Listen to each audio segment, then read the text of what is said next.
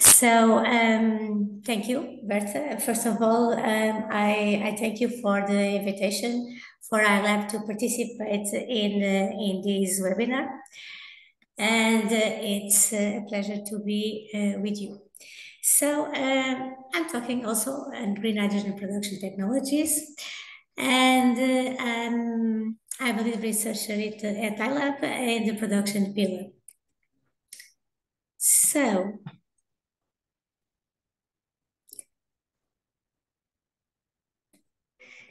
what I'm going to talk about is a little bit a presentation of iLab, the production, why green, the technologies, the challenges, and a little bit of also how can we profit this energy, and it's something that giving some remarks and a take-home message. So first of all, HYDEA is a recent research center. It's a collaborative laboratory for green hydrogen. And the aim is really to develop the green hydrogen and covering also the various components of the value chain.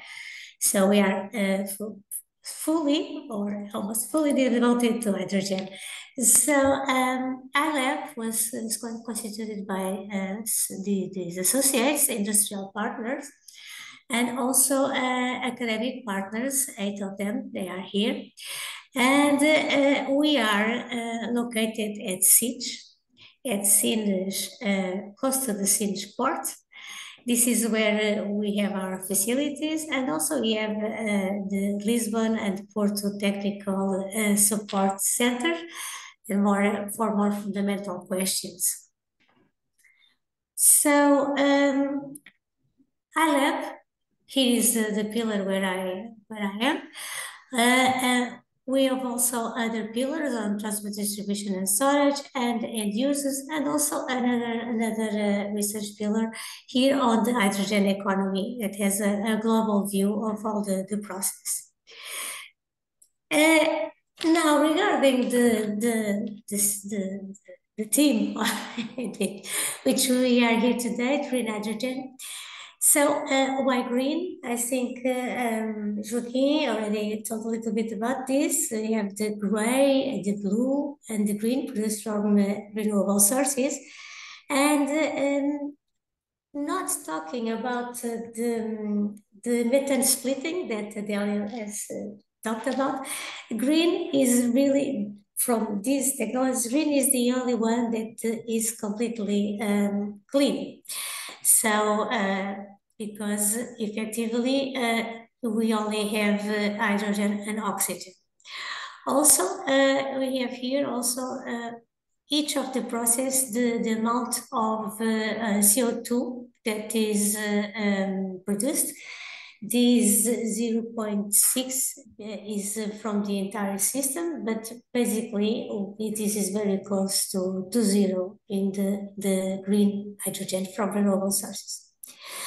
So the base of all these technologies, except methane splitting again, is the water electrolysis. And although this reaction is quite simple, as everybody knows, it's not spontaneous and it needs energy to occur.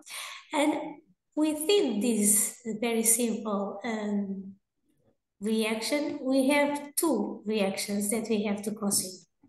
One is the formation of the gaseous H2, as called the hydrogen evolution reaction, and the formation of oxygen, which is the oxygen evolution reactions.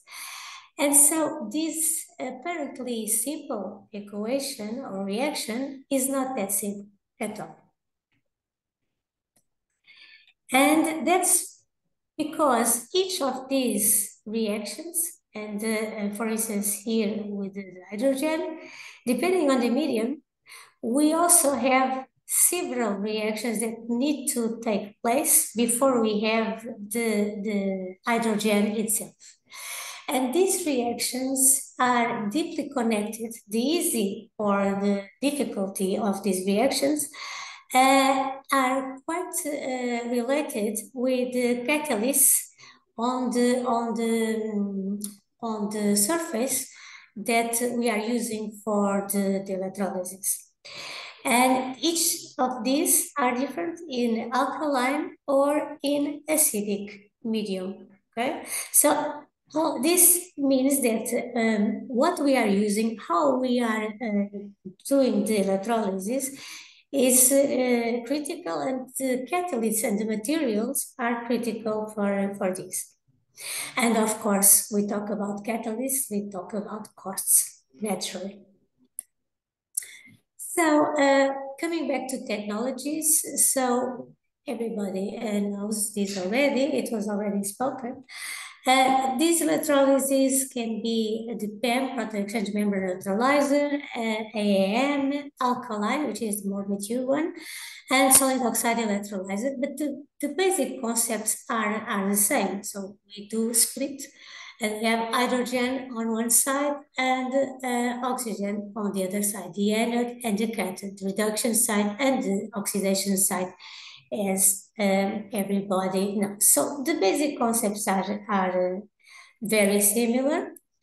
In case of, for instance, the alkaline electrolysis, we use this diaphragm membrane, with these mesh electrodes as diffusion layers, and we have the catalyst, nickel or nickel-based alloys on stainless steel. This is a very mature technology, and of course at temperatures not very high, but it's a problem that it uses very concentrated alkaline media, and there's a lot of degradation problems and also some crossover that is undesirable. So we have these limitations of the current densities that we can achieve, and also on the purity of hydrogen. So regarding the more recent technology, we have this PEM, proton exchange membrane electrolyzer. Okay, so here we use iridium oxide and platinum. And of course, platinum is iridium and platinum are very not cheap materials, to say the least. So this is a technology that is already in a commercial state, but it's also in development, since we have a lot of possibilities to improve it. Here we have also these more mild conditions. You have the possibilities to have high current densities and high purified or high hydrogen purified. And also, of course, I've told you about the cost of the catalysts that are critical materials, and that we have these recommendations for not using it, so they are very limited. And this is the reactions that are involved in this type of technology. We have now this anion exchange membrane electrolyzer, and this is still in development. So here we use nickel and carbon in most of the cases. And we have also these not very harsh conditions. We have an anionic membrane. We have also a low concentration of alkaline media, and we can also have high current densities and purity of the hydrogen produced. So this is a great advantage, because it doesn't use platinum anymore, and it is in development, as I told you. So also this solid oxide electrolyzer, this is a ceramic electrolyte, so it is a solid one, and we use catalyst layers as perovskites, and also nickel and zirconium-based materials, and cobalt coated stainless steel. So this is lower cost in terms of the catalysts, they are really important for the technology. And also this technology works at a very high temperature. So although it may look like unfavorable, in fact, these high temperatures are quite favorable for the splitting reaction and to accelerate the kinetics of the reaction. So this is a very promising technology by now. And also, of course, we do not use in these type of technologies such a high cost materials. So this is a quite interesting technology. So basically, the main advantages and disadvantages of these technologies are here, and are also in the literature. If you want, you can see, for instance, this interesting paper. But for me, well, in my opinion, or in iLab's production pillar opinion, the most favorable for the future will be the AAM water electrolysis, solid oxide water electrolysis, and also the development of new materials for this PEM water electrolysis. Of course, alkaline can also be improved, but these for us are the most promising ones. So we saw some challenges that all these technology have. What about some solutions?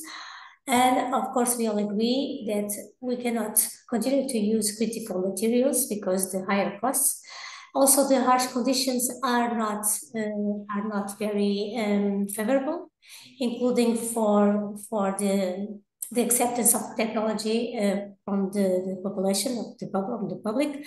And also we have another challenge that is not spoken very often, but for electrolysis, we need to use pure water. So we have to make a purification process first to achieve pure water for the electrolyzer, and then to purify the hydrogen that is produced. So this is a challenge that needs to be overcome. So the solution, of course, and also as Jean told, is the optimization of the electrolysis itself, the electrolyzers technology, the development of new materials and the most promising catalyzers, and eventually to use different sources of water. And this is super important for the sustainability of all the process. And here, when I say different sources of water, I mean, for instance, seawater, not desalination, I think seawater directly, and also waters from wastewater plants and some others. And this is something that it is now under development, and there is a huge interest in the community for these different sources of water for the electrolysis. So also I'd like to point, because the fact that beyond the electrolyzer we have a huge system processes. So for instance, in the alkaline electrolyzers, we have the feed of the water and the alkaline medium. We have also the reservoirs with the oxygen and water, so we have to separate everything. And also in the PEM electrolyzer, we do have a lot of other processes that are coupled to the electrolysis itself. So, of course, this is not so straightforward. So we do need to pay attention to all of the process, and in particular the gas separation in the end of the process. So we need to find the solutions to diminish the costs of the electrolysis itself, but also to optimize all of the systems. So, and also we have another problem, that is the intermittency of the energy system. And as you know, the renewable sources has intermittency problems. So we can have excess or deficit of energy. For instance, we have here this example of a community, and you see that each day the power output it varies a lot and between days. So we also need to tackle this problem, and in this case, we need, of course, to be able to provide stability and predictability to the grid. So we believe that also we need to make some developments on smart grids and in energy storage. And energy storage leads us to what also Professor Adelia has spoke, which are the carriers, energy carriers. Because one way of storage of energy is through the storage of hydrogen. in the form of gas and liquids, and also depending on the pressure that we use, and also to convert in energy carriers. And here we have some examples of these carriers.